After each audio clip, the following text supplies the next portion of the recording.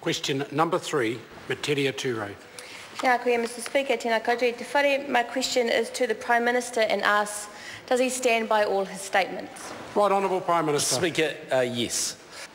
Supplementary. Supplementary question, Metiria Turei. Thank you, Mr Speaker. Why on earth should New Zealanders have to pay $130 million to make Sky City's privately owned convention centre, quote, bigger and more flasher, as he said yesterday? Right Honourable Prime Minister. Mr Speaker, New Zealanders won't be paying $130 million for that. Order. Supplementary question, Metiria Turei. How much does he expect New Zealanders will have to pay to make the Sky City's privately owned convention centre, quote, bigger and more flasher, end quote?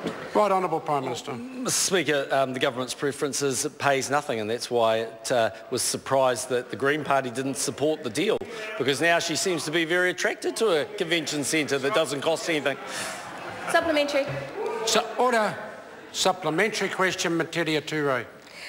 What other benefits to Sky City is his government negotiating other than cash or gambling concessions to help them meet their shortfall for its bigger and flasher convention centre?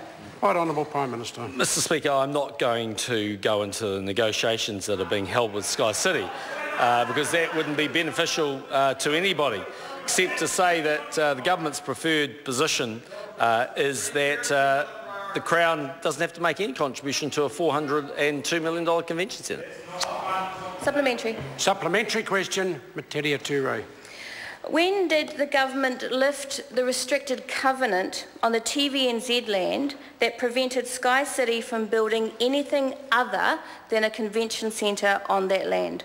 Right Honourable Prime Minister. Mr Speaker, I don't have those details with me. You need to refer that to the Minister that's been responsible, Stephen Joyce.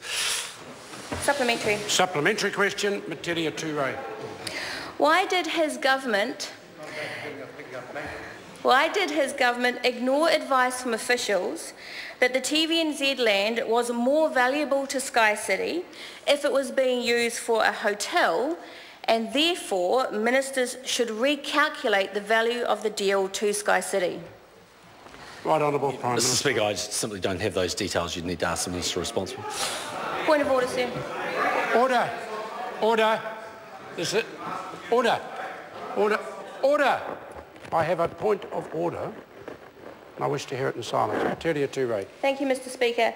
My point of order, I seek leave to table advice to ministers obtained by the Green Party showing that officials advised them in January last year that the TVNZ land is more valuable to than the site that Sky City originally proposed and should be recalculated in value. It's been explained enough. I need the source. The source, sir, is OA information provided to the Green Party. No, sir, it is not publicly available. I'll put the leave and the House can decide. Leave us ought to table that particular OAI document. Is there any objection? There is none. It can be tabled. Thank you, Mr Speaker. How could the Prime Supplementary Minister... question. Supplementary question, Mr. Metiria Turei. How could the Prime Minister have possibly negotiated a worse deal than one that increases gambling harm to New Zealanders, virtually gifted a casino a prime piece of public land to build a glitzy hotel on, and now leaves taxpayers with a bill of $130 million just to make Sky City's building more flasher?